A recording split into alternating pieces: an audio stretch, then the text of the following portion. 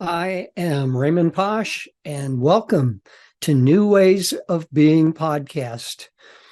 This is episode 5, and today I will be talking about stories of awakening. Some will be about my own awakening experiences, which I didn't really cover in episode 3 under my stories, because I knew I wanted to take the time to talk about it later. But I will also talk today about awakening experiences of other people. And most of those people that I will be talking about have been guests on my podcasts.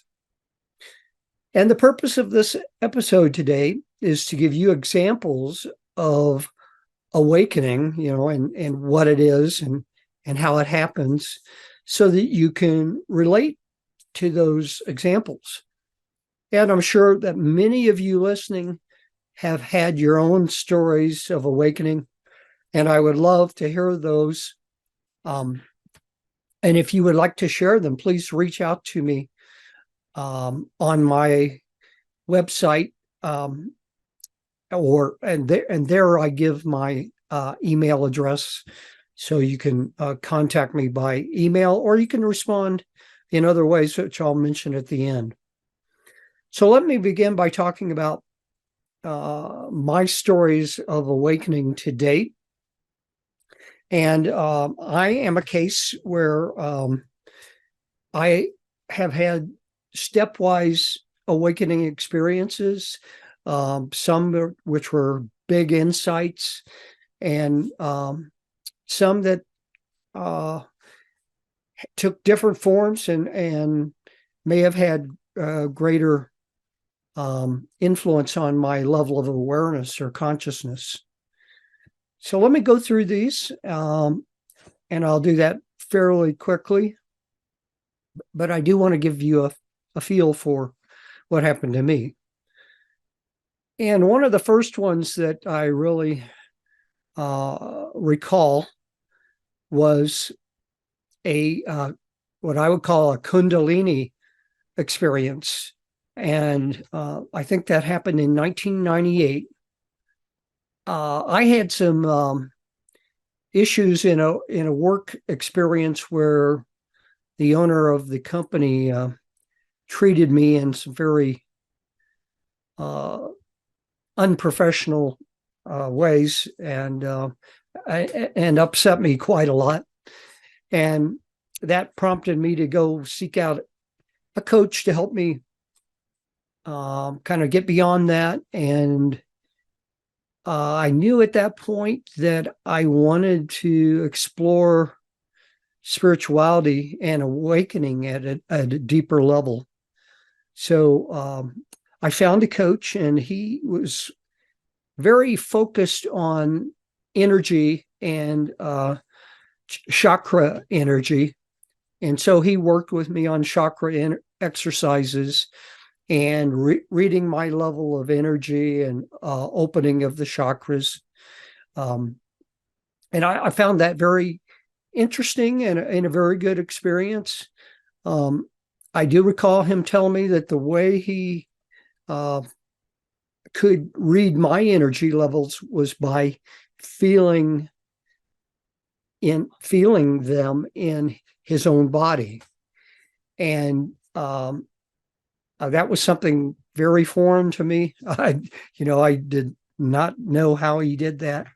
But at any rate, I practiced those chakra exercises. They were, kind of eye-opening in a way. And one day it reached a level where I think it was a true Kundalini experience. I felt huge energy rushing up my spine and through my energy system. Pardon me. And it was really noticeable. And it, it was profound enough that I realized afterwards that after I kind of calmed down and what I felt was the energy, but it, as that energy raises, it influences your experience in multiple ways. And that's what happened to me. I did notice afterwards that my senses seemed to be heightened. I was kind of seeing the world in a new way. I'd say more aware of energy in me and around me. And I don't know how long that lasted.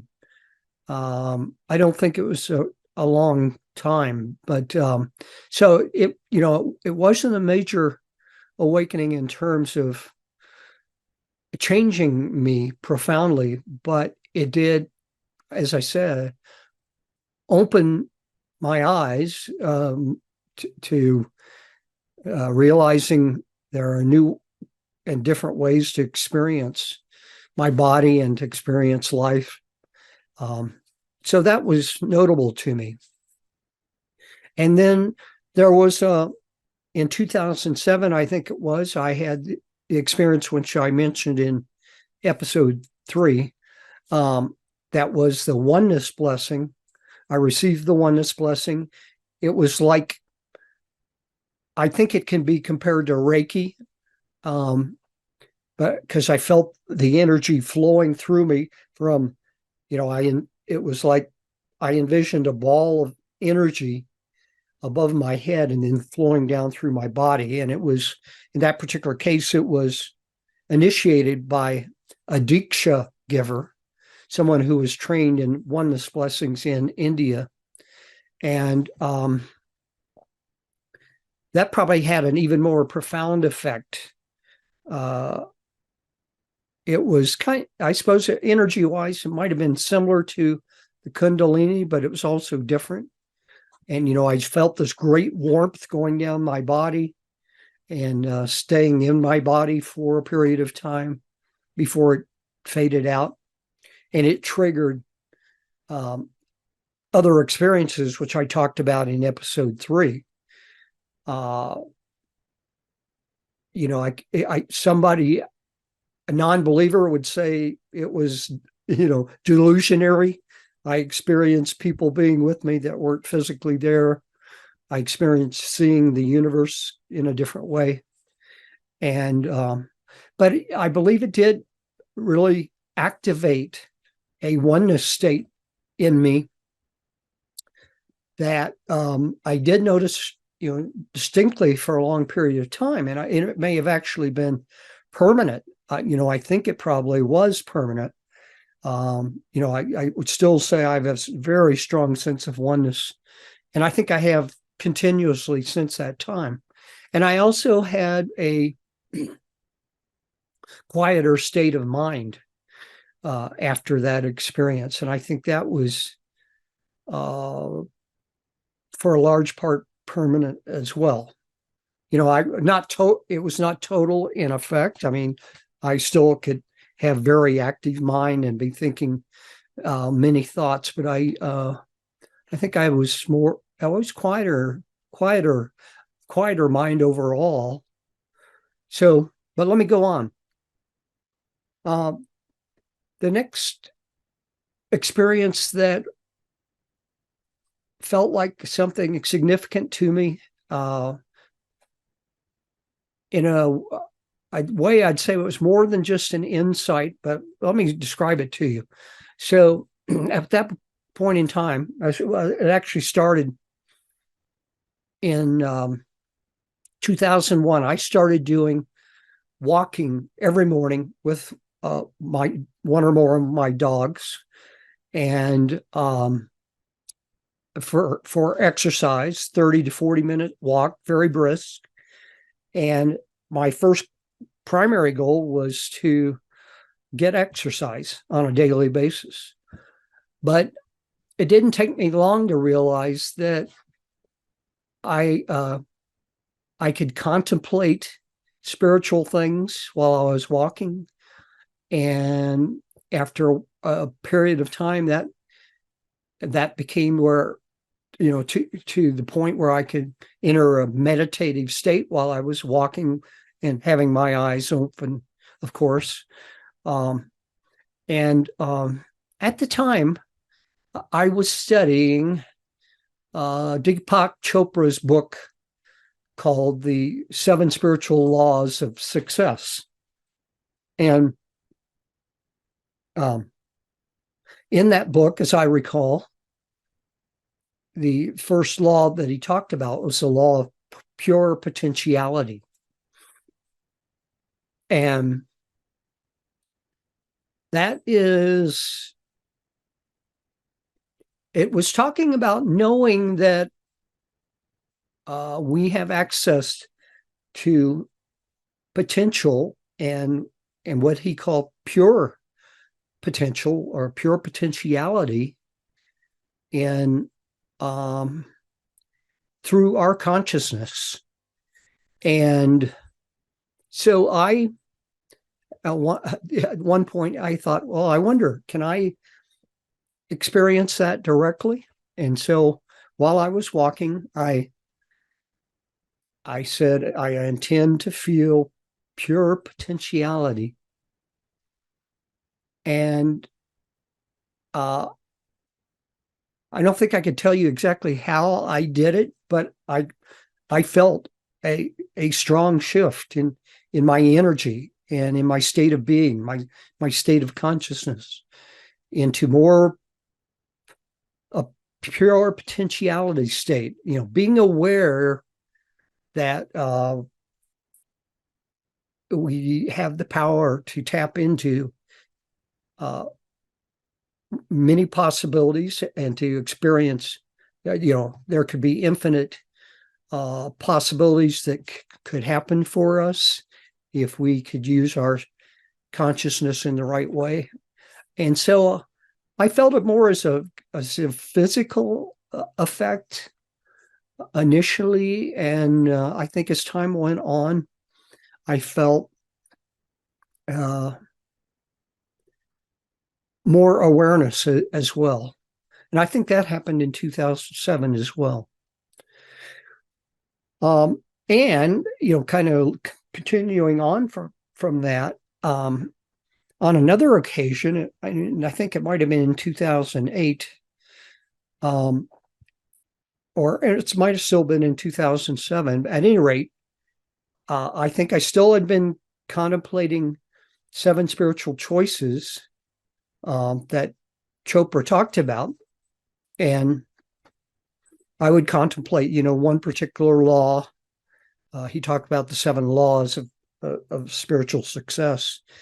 Usually I'd think about one law at a time, that particular day. And maybe the next day I'd think about a different law. And it suddenly came to me, kind of like out of the blue, to develop seven spiritual choices for success and experience those. And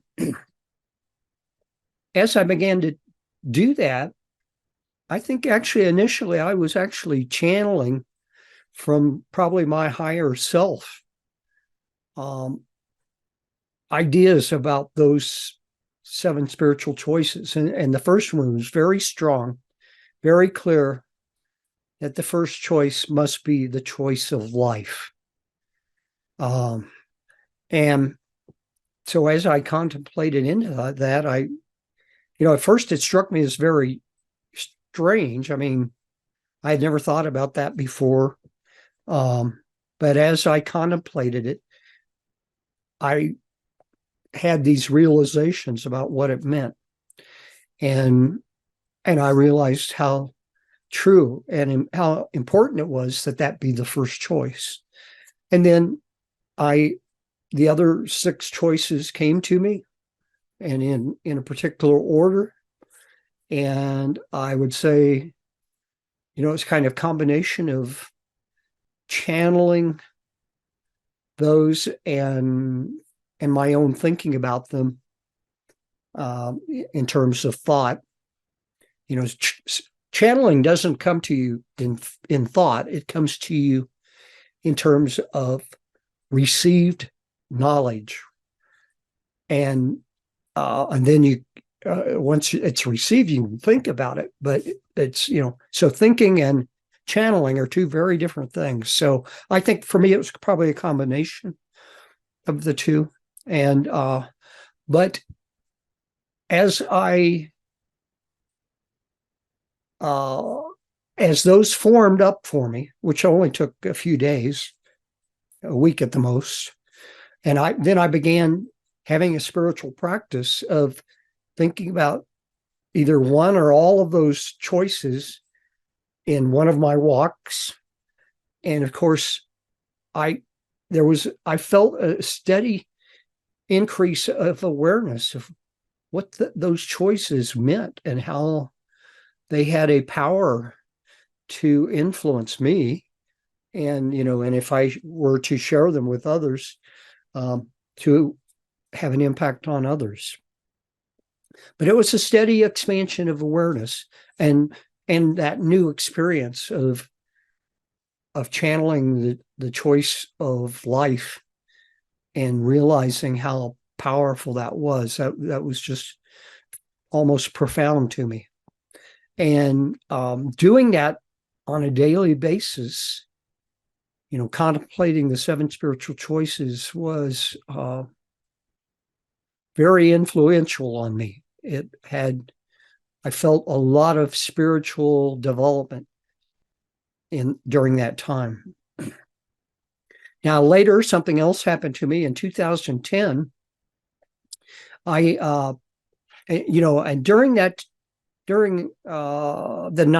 late 90s and all through the 2000s, I was really still doing a lot of spiritual exploration. And I discovered a product that was a set of CDs from a woman named Asara Lovejoy.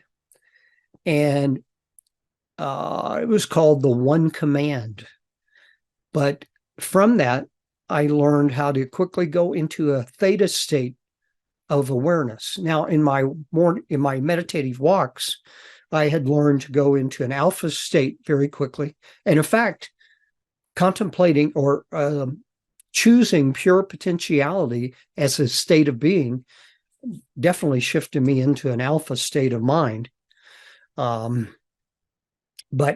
so I learned to shift into a theta state of awareness, and that is at a higher level than any other what's the word, mind, wave. I don't think I'm coming up with the right word, but there's beta and there's alpha and there's theta and there's delta, and those can be detected by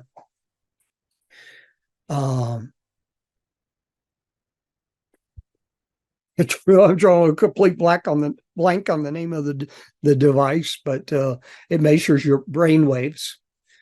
So, all right. So that was theta state awareness. Going on, I took a course from Craig Hamilton, who's known as a meditation teacher, but and I took a meditation course from him, and I took several more courses. One of those was called The Practice of Direct Awakening. And through that, I learned to do certain things that move me steadily towards awakening. And the practice of direct awakening means that, most people view awakening as you do spiritual practice, and if you do it enough or do it right or something triggers, you'll have an awakening. Well, practice of direct awakening says that if you do certain things in meditation, it will help you awaken directly. not indirectly. And so I finally, one of the things he taught is that you can choose to awaken. That was the whole goal of the practice of direct awakening, that you don't have to wait for some random thing to happen. You can choose. And if you consciously choose from a state of awareness that comes from learning and meditation, you can awaken. And I did experience what I felt was really a first real awakening.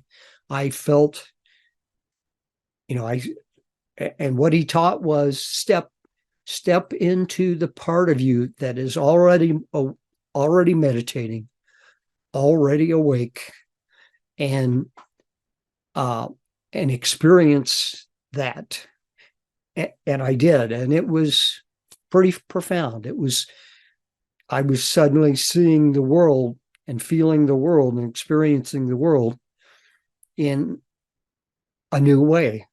I was more aware of the world around me, of perceiving the world in a different way, aware that there is an aliveness like in nature, but actually in everything in the physical world that we can experience on a different level as we awaken. And that was happening to me.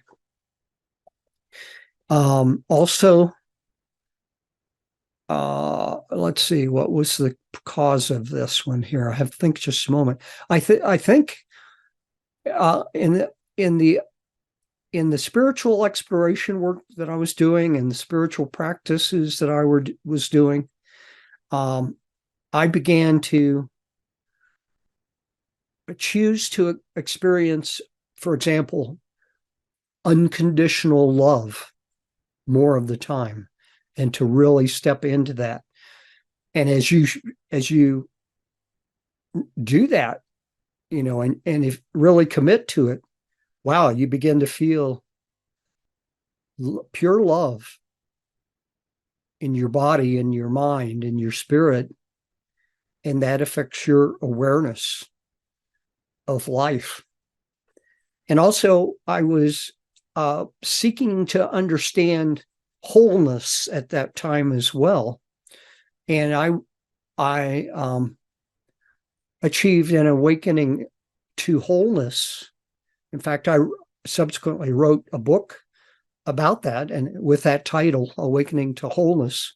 I realize now it was only partial, that there's a deeper level of wholeness to be achieved, but that was a big awakening for me in terms of insights, in terms of experiencing life in a from a level of higher awareness. And what happens is, as you expand your awareness and your consciousness, you experience life in new ways. You become more aware of things in yourself and in the world around you. And so I was experiencing that.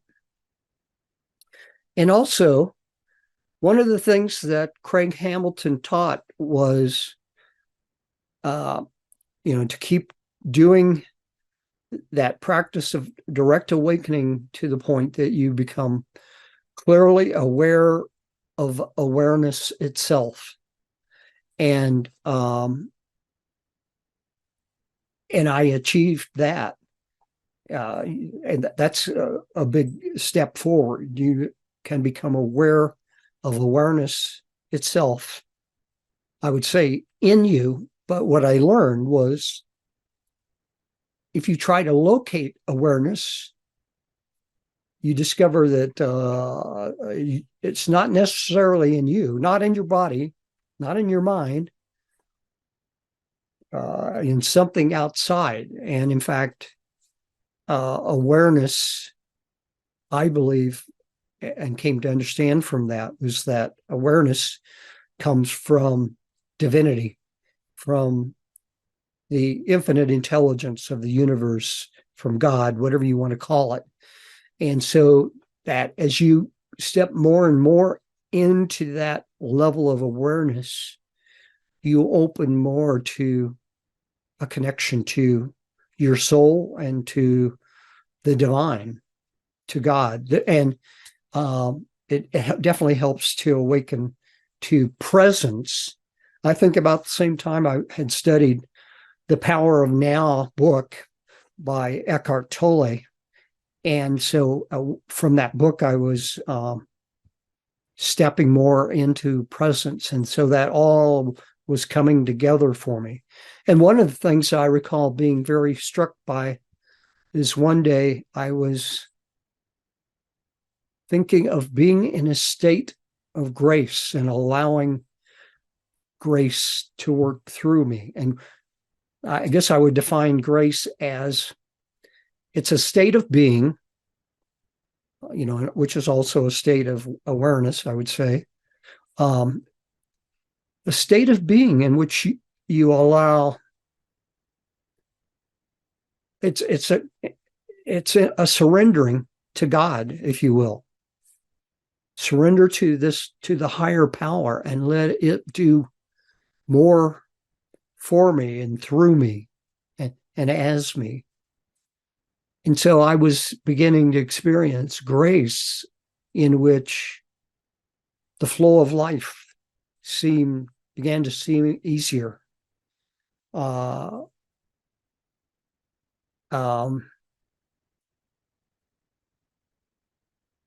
Synchronicities might open up more. I can't particularly recall one right at the moment, but there's just a flow, a grace in life that makes life feel like less of a struggle, that it's more for me, not happening to me. And that's a very important level of awakening, is to realize that life is happening for you. It's teaching you lessons, perhaps, that maybe you'd rather not be learning, but they're lessons you need to learn for some reason. And so I was experiencing that. But you become aware that life happens for you, not to you. It happens to you level of awareness is victimhood. That's when you think everything is happening to you. You want to control your life, but you can't. And you call things that are happening maybe bad things or good things. But so all of those things were happening to me. That was around 2017. And then in 2018, I read a book that is called A Course of Love. And it's a follow-on to A Course in Miracles, channeled from Jesus. And so A Course of Love, the purpose of that, the purpose of A Course in Miracles, just kind of off the top of my head, I would say, is to help you see that the mind and ego run your life for most people, and that you need to become more aware of the mind and to shift out of thought into awareness. And you need to be able to do that if you want to work miracles in any form. The purpose of A Course of Love was to help one realize the power of love, that it's a new, much higher way of being. And I've talked about this in my podcast episodes for years. But when you're stuck in the mind and you're subject to the mind, you are completely separated from your true self. Your true self is pure awareness, pure consciousness. That's what spirit is. It's consciousness. And so the book was to help shift to pure love. But also in the book, Jesus has talked about activating the union of heart and mind. And he said at the beginning, if simply by reading this book, if you read it with some level of consciousness, it will help you have a union of heart and mind, and that then helps you step to a higher level of beingness.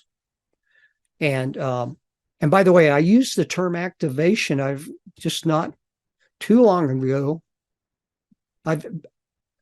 For several years, I've been hearing the term activation being used by some spiritual teachers, and I kind of had a rough sense of what that meant. But I now realize that like where information is channeled from a higher source, that they can embed the energy of activation to a certain level or state of beingness when that is read, that material is read or listened to. And so that was what was happening there. That book was intended to activate people. And one of the things that activated in me as well was that in a later part of that book, it came to a point where God or Jesus invited me to choose what he called Christ self over the ego self. Pure personality, mind-driven self, which is based in separation and very disconnected from infinite intelligence or the one consciousness of the universe. And I stepped into that and committed to that. And I wasn't 100% clear as, is the Christ self exactly the same as my soul? Well, I think it is, but it's the soul enlightened by what happened to Jesus in his life on earth, that he awakened in his life and experienced the union of the divine with the human within his self. And because that is a kind of a template, it becomes available to all subsequent human beings. And so that's what is meant by Christ or Christ self. It is an awakened level of consciousness and turning away from ego to soul. So I experienced that. And it so happened at that point in time, I was having a lot of financial difficulty, and I would be waking up in the middle of the night in a state of panic of, what am I going to do with this huge debt I had accumulated, and my business things that I was trying were not working. And so up until that point, and then when I made that choice and shifted to a stronger connection to my soul, or perhaps a pure connection to my soul, my fear mostly faded away. In some ways, I would say completely, and I stopped waking up in panic, and I knew that I could clean up my finances and take care of that. And so I stepped into that. So a state of grace was beginning to flow more through me. But that book activated that shift out of ego. So very powerful. More recently, I've had activation by reading another book. The book was called Awake, the Yoga of Pure Awareness. And it was written by Swami Nityananda, who was one of my guests on Our Spiritual Life podcast. And in reading that, it awakened a higher level of pure love and pure light in me. And I experienced pure love in probably a constant way. And I had really not thought about pure light up until then. And I began experiencing what pure light feels like. This year, I've been reading a book called The Wisdom of the Council, a channel book from Sarah Landon. And I think that book activated, and I had to, I had to choose to do it, but I chose to experience heaven on earth as a state of consciousness within myself. It's obviously not universal on the planet. I can only begin to experience it inside of myself, and I quickly began to experience that. It involves more flow of grace. It's a very powerful state of consciousness. I would recommend it to anyone, and I'm going to be talking about that in multiple future episodes. All right, so that kind of gives you a sense, but you can see that I never had a profound awakening like in one big event that changed me totally all at once. For me, it was steps and stages over time. And I think that's true for most people. That's the way they experience awakening. Well, let me go on. I'll try to speed this up a bit. I do want to mention that I've learned that there is a distinction between spirituality versus consciousness. And in fact, that book, The Wisdom of the Council, talked about it. Talked about the third dimension as being the dimension of separation. Everyone believes we're separate from everyone else. We're separate from God. And that drives our whole mental programming. And it's basically the state of the world currently as a whole.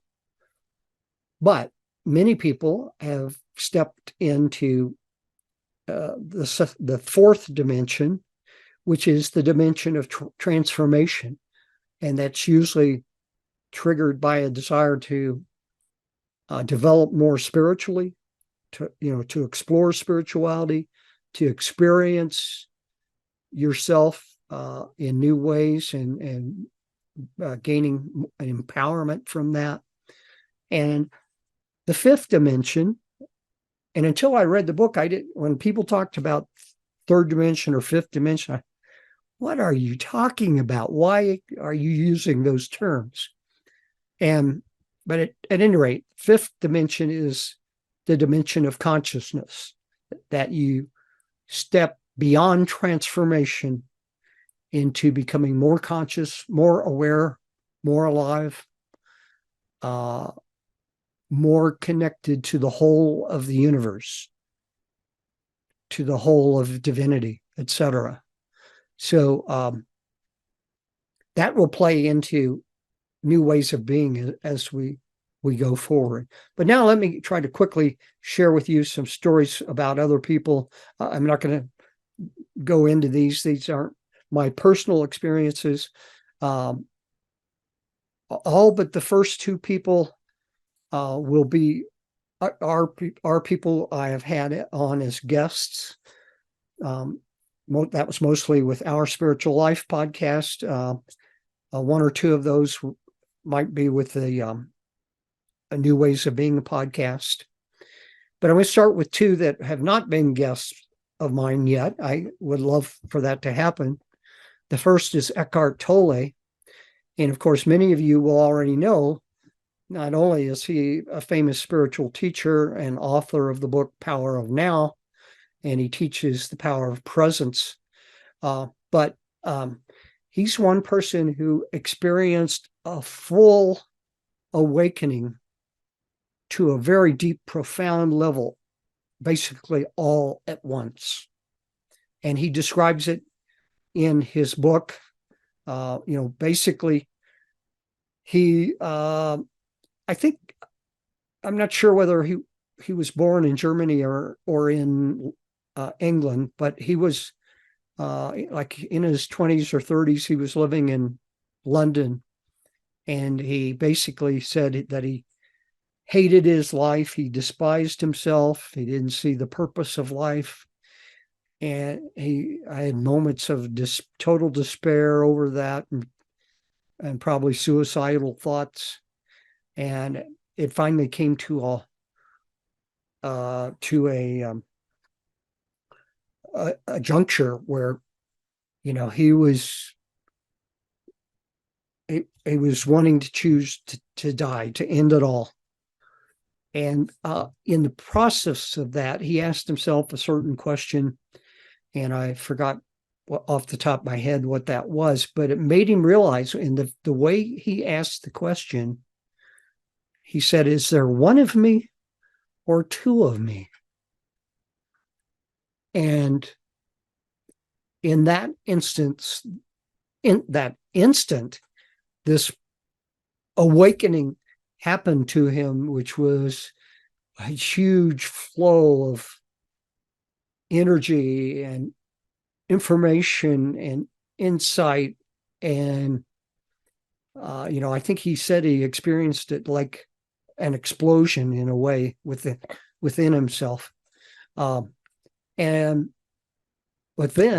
the result was he suddenly saw the world in a totally different way. And he realized this state of total bliss, total peace. And it was so profound. That's all he wanted to experience. And he said that he sat on a park bench, basically most of the time for the next 2 years. He lost his job. He had nothing. He had no home. He was homeless. But he sat on the bench and was in a state of bliss for 2 years. And then it came to a point where I think he began to experience a calling to re-enter the world. And as he did so, people were asking him to help them experience the kind of bliss that he had. And he began to see, I'm being called to be a spiritual teacher. And that's what he did. Now, I was going to read from the book. I'm not going to read now. I took more time on my stories than I had planned to. There's some things in there that he defined, when I talk about awakening, there's another common term used. It's enlightenment. And he defined enlightenment as rising above thought, not falling back to a level below thought, the level of an animal or a plant. And in the enlightened state, you still use your thinking mind, but only when needed. And he goes on to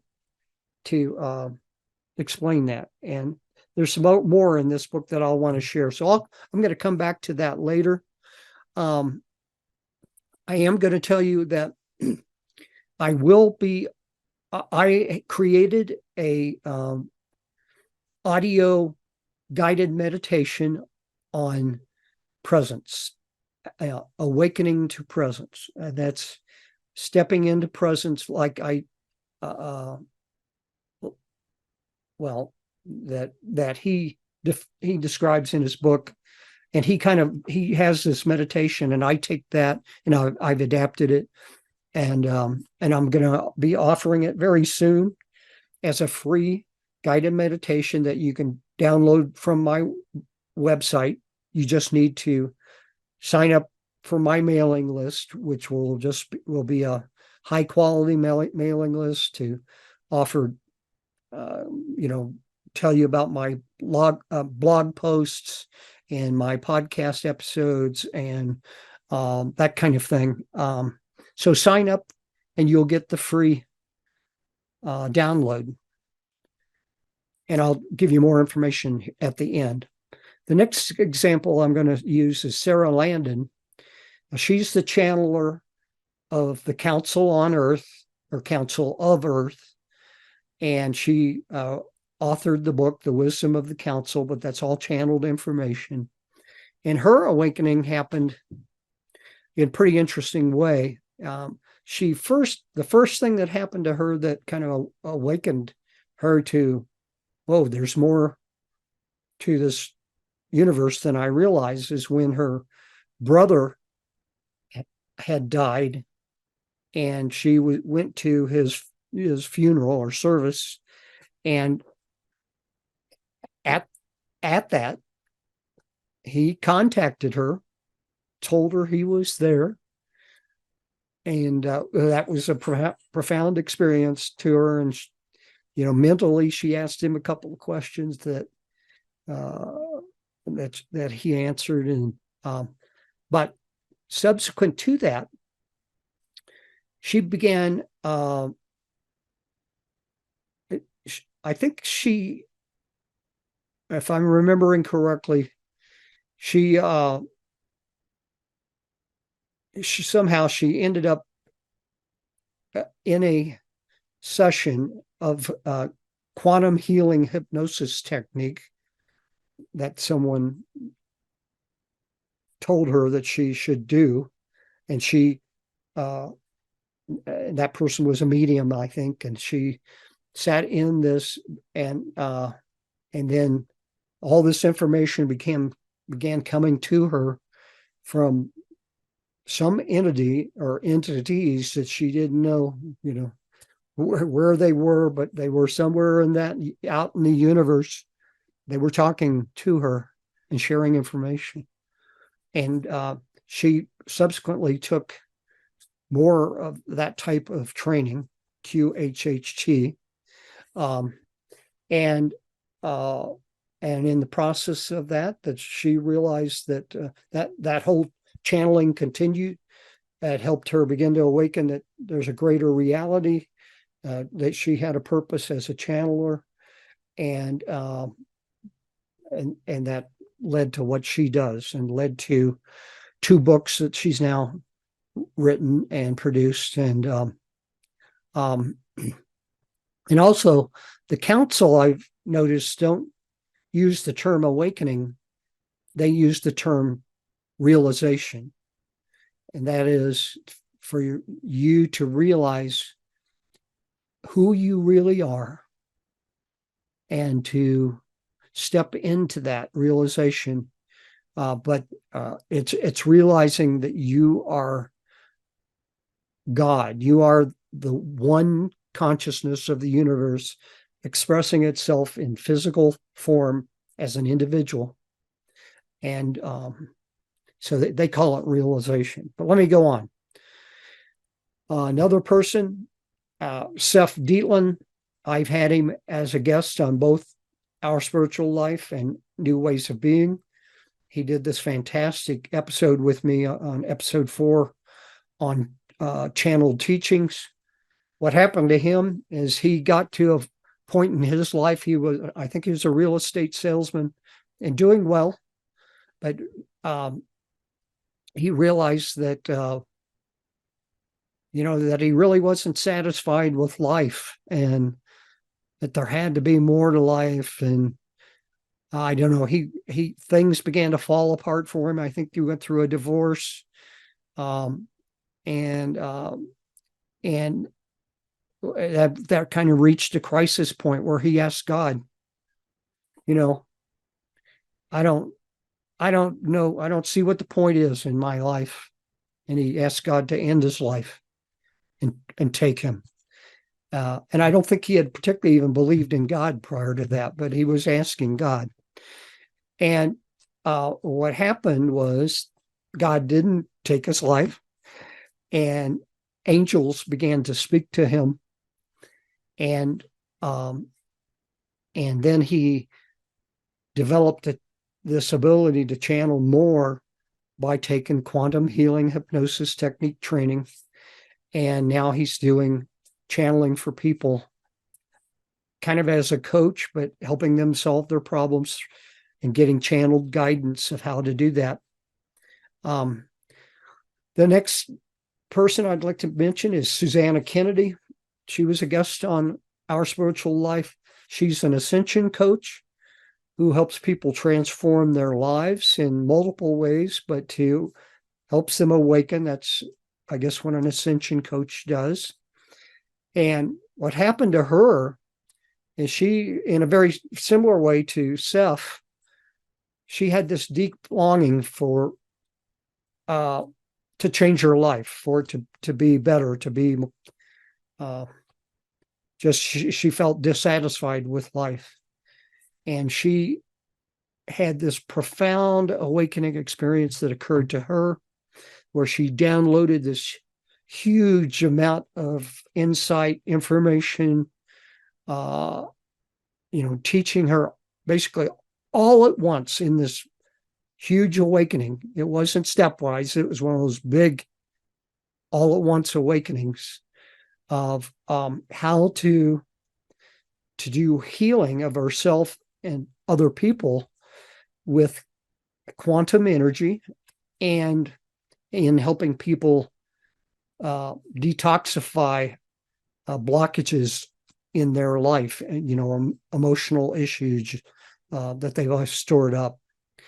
And she came to call that her reality crafting 5.0 consciousness technology, and that's what she uses as her branding or marketing name or term. And but at any rate, she said that that awakening changed her totally, changed her and her life totally. She suddenly knew she had to change her.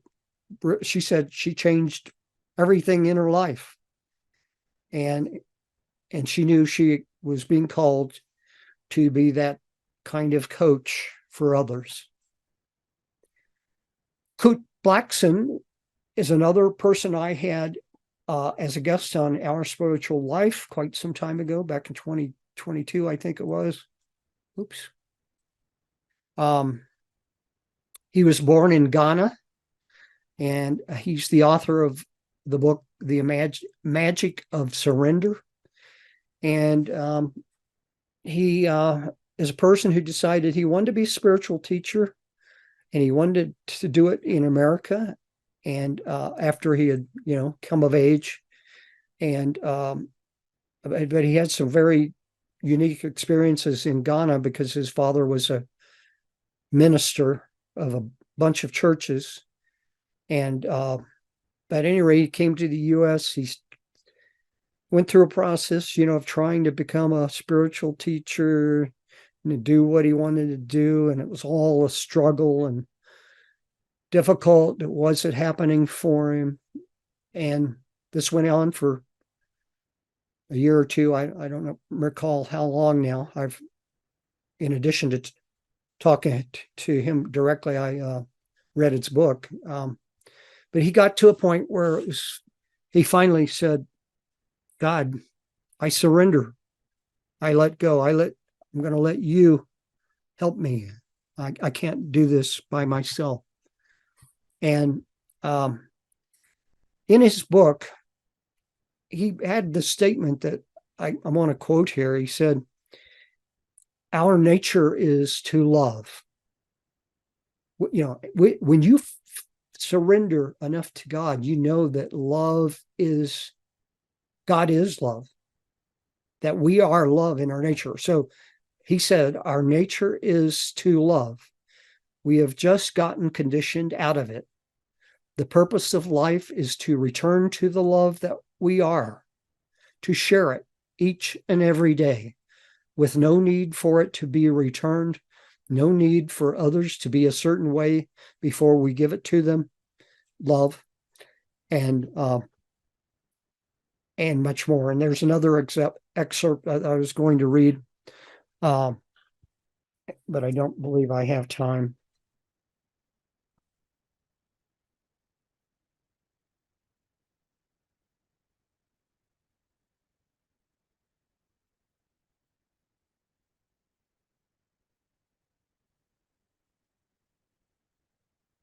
Okay.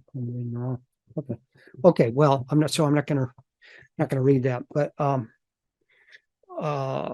going to share some of that more. In fact, I'm thinking about having Coot on as a guest again under New Ways of Being, probably sometime in the near future if I can get him to do so. He's a very popular speaker now. Another guest was Roxanne Chaput, and she's a shaman, healer, spiritual guide, and coach. And what happened to her, I recall her telling me, and she probably talked about it in the episode we recorded, that she began to have people. She knew at a very early age that she was needed to be a healer, and that she had a calling to help people get in touch with their own souls. And she had indigenous ancestry. She was of that descent. And she described to me an event that happened to her when she was a teenager, I believe she said. And when she went out to this spot in nature on a huge rock, and she knew it was a place of energy and power. And while she was there meditating, this awakening happened to her, telling her, you must be a shaman, an energy healer. And I think to some extent it was informing her how to go about doing that. But that was her big awakening event of how that happened. I think she had much other, later occurrences that happened, but I'm going to go on.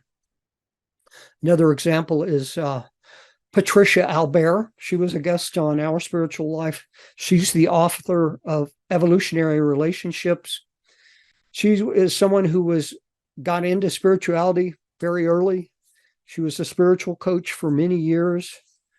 And but she had this incredible experience that happened to her where she met this man, and she was actually at the time married to someone else, but she not only fell in love with that person on a romantic level, but somehow there was this very powerful calling happening to both of them simultaneously to awaken together mutually.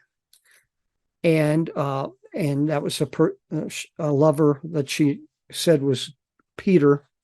And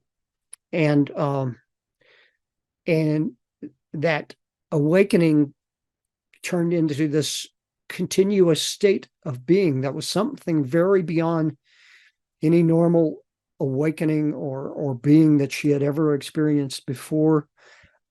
She was not aware of anyone else that she knew of having this kind of experience, but both she and Peter entered this deep unitive state of being that lasted for quite a period.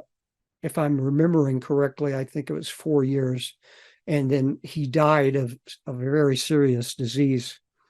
But this was was a level of consciousness or beingness where they could basically read each other's minds.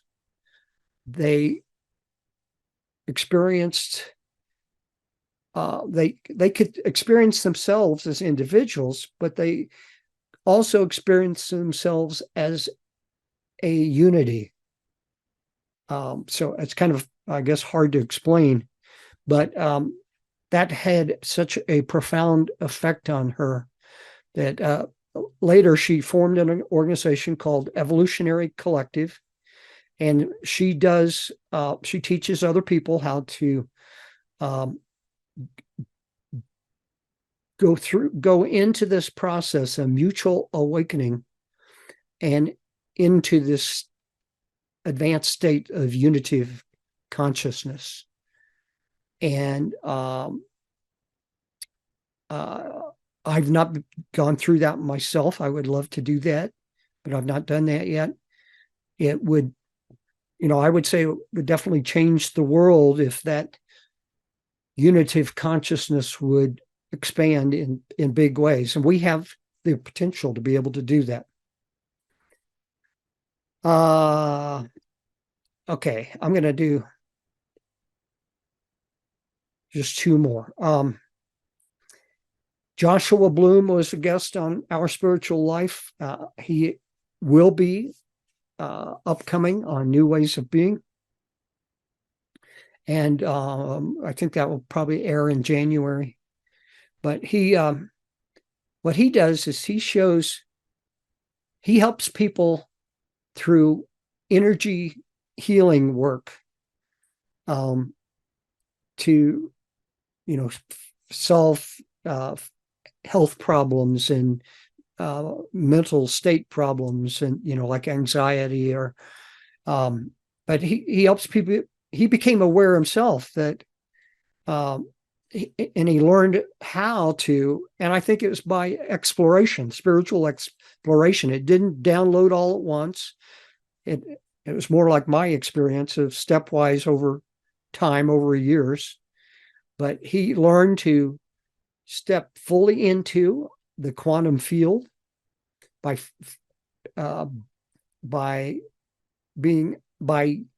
manipulating the energy in your body. And he discovered that the body is a natural connection to the quantum field, as is subconsciousness. But by doing that, we can connect to spirit. The quantum field, he says, being in your body is being in the quantum field. It's a pathway to the quantum field. And you can also call the quantum field God or spirit. So that is very powerful, and he comes at it a slightly different way than other energy healers do. And so there will be more coming on that when he's on that next episode. I'm going to give one more example. Well, maybe I'll give 2. Michael McGinnis was a guest on Our Spiritual Life, and he authored the books The Essential Revolution and The Invitation. And he went through some transformational experiences in his 20s, and much later, I think in his 30s or 40s. He was living in Costa Rica, and lots of bad things were happening to him. He got into a suicidal depression, and all of a sudden that came to a point where he had this event of awakening happen to him. He described it as heart expanding, and it can I think it continued on for a time, and he reached what he called self-realization, knowing that he is one with God. And God called him to write multiple novels about individual awakening and the Great Awakening. And what's unusual about him is that, he said, "No, I'm not a writer. I don't know how to write a novel." But God said, "You can do this." And he began downloading the stories for the book, the first book and then the second book. And Mike said he experienced them much like a video. He could see what was happening, and then from that he was able to translate that into a written novel. So something a total different way of awakening. The last example I'm going to give is Theodora Izzard. She is an upcoming guest on New Ways of Being. In fact, I believe she'll be the next episode. And she had an extreme crisis in her life, addictions, being very unhappy with life, things not working for her. And but she reached a point where she kind of made a decision. She wanted to never be sad again. She wanted to experience life in a new way. And she was contacted by her dead father, and the experience that she could do that she could talk to her dead father was an awakening. And she went out and sought psychic training and medium training. And then she went to attended a retreat in India and she experienced huge shifts. And I think it was just a 1-week retreat, but in that process, she experienced a direct connection to God that was very powerful. She experienced God as total bliss.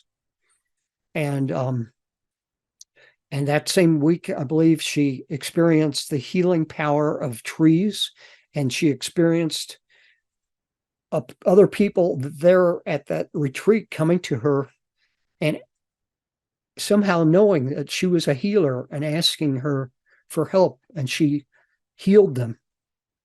So she totally at that point realized that she had this healing power that was that she didn't know she had. And also after that, she learned Reiki as well. So she became an energy healer, and that's what she does. But so from these examples, here are the conclusions that I would come to that I kind of want you to realize. Awakening or shifting into new ways of being can take many different forms. They can be sudden and big and very powerful, a major shift in your very being. Or they can be stepwise, like for me, over long periods of time.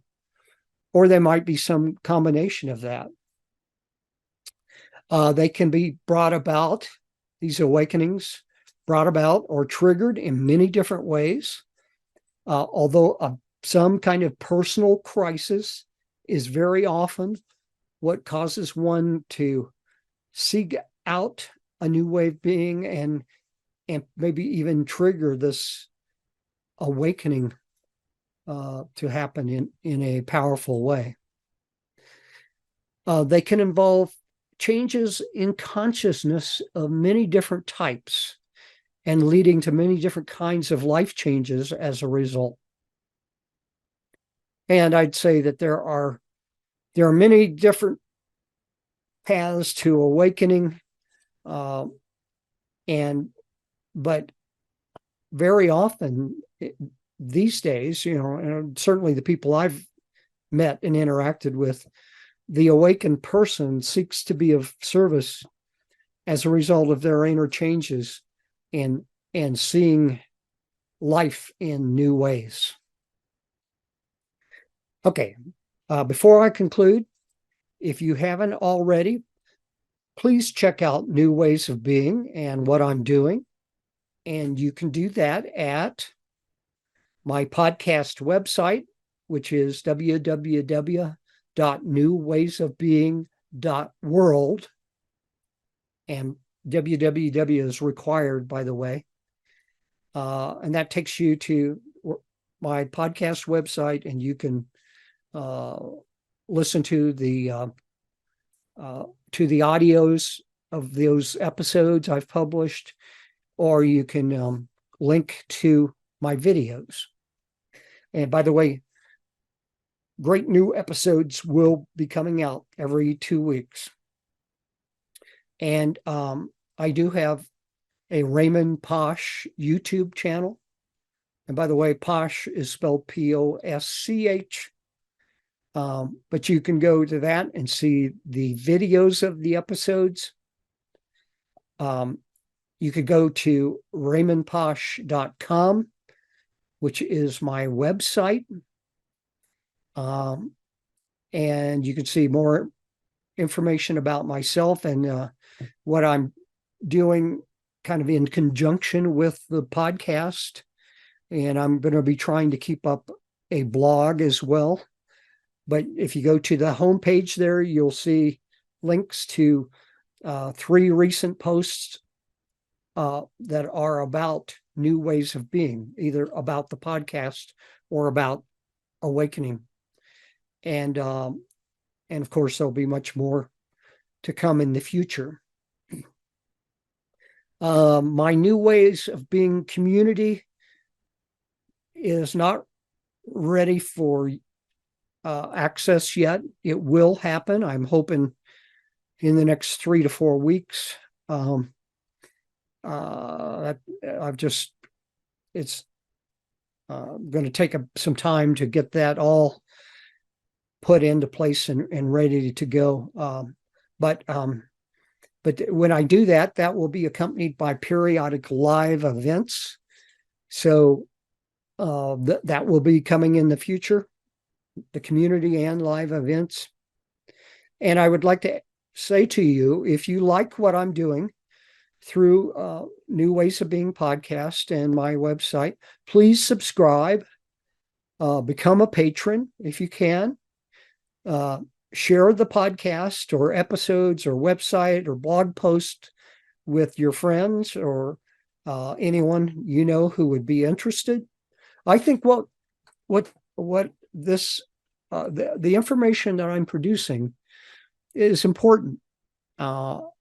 This will help people awaken in new ways and begin to live life more consciously and to change their lives in new ways. So I think this is important. I hope you realize and see that.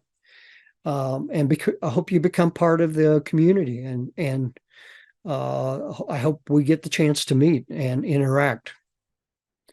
So let me conclude by saying this: may you awaken to your true divine self. May you know great love and joy. May you know yourself as a creator within your own creation. May you experience a wonderful life with everything you desire, and may you participate ever more fully in the evolution of human consciousness.